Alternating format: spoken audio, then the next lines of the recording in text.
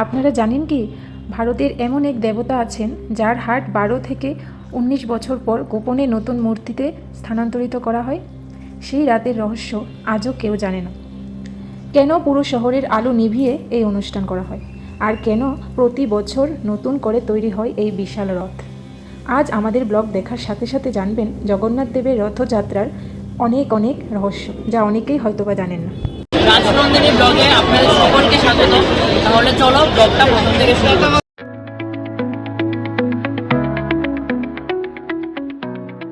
জগন্নাথ দেবের হার্ট কয়েক বছর পর পর বদলানো হয়। এটা আক্ষরিক অর্থে হার্ট ট্রান্সপ্ল্যান্টেশন নয়, আসলে এটিকে ব্রহ্ম পদার্থও বলা হয়। ব্রহ্ম পদার্থ বলতে কেউ শ্রীকৃষ্ণের হৃদয়, অলৌকিক শক্তি কিংবা কেউ প্রাচীন কোনো পবিত্র বস্তু মনে করে। সাধারণত 12 থেকে 19 বছর পর পর যখন আষাঢ় মাসে 2টি পূর্ণিমা পড়ে তখন নবকলেবর হয়। তখন গভীর রাতে চোখ বাঁধা অবস্থায় প্রধান পুরোহিত পুরনো বিগ্রহ থেকে রহস্যময় ব্রহ্ম পদার্থ নতুন বিগ্রহে স্থানান্তরিত করেন। এই সময় পুরো পুরী শহরের আলো পর্যন্ত নিভিয়ে দেওয়া হয় এবং কেউ এই অনুষ্ঠান দেখতে পর্যন্ত পারে না বলে প্রচলিত আছে।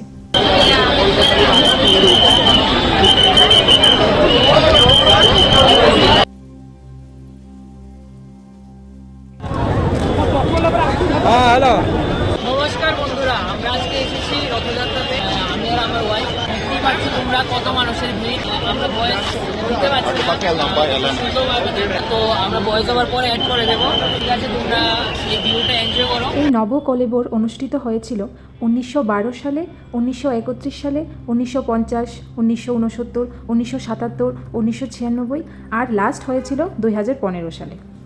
নেক্সট হওয়ার সম্ভাবনা রয়েছে 2027 কিংবা 2034 সালে।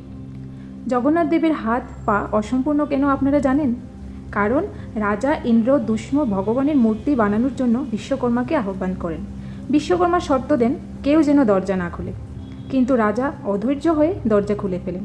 তখন বিশ্বকর্মা অদৃশ্য হয়ে যান, ফলে অসম্পূর্ণ অবস্থাতেই মূর্তি থেকে যায়। তাই আজও সেই রূপেই জগন্নাথ দেব পূজিত হয়।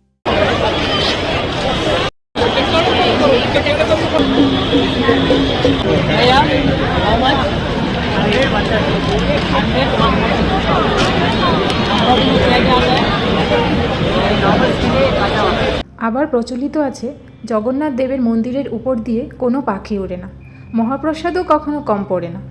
3টি রথেই নতুন করে তৈরি করা হয় প্রতি বছর।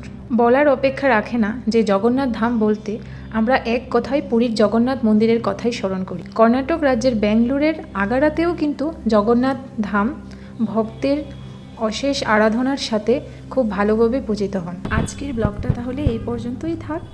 আপনারা সবাই ভালো থাকবেন, সুস্থ থাকবেন, আর আমাদের ব্লগগুলি যদি ভালো লেগে থাকে তাহলে একটা লাইক, একটা কমেন্ট আর একটা সাবস্ক্রাইব করে দেবেন।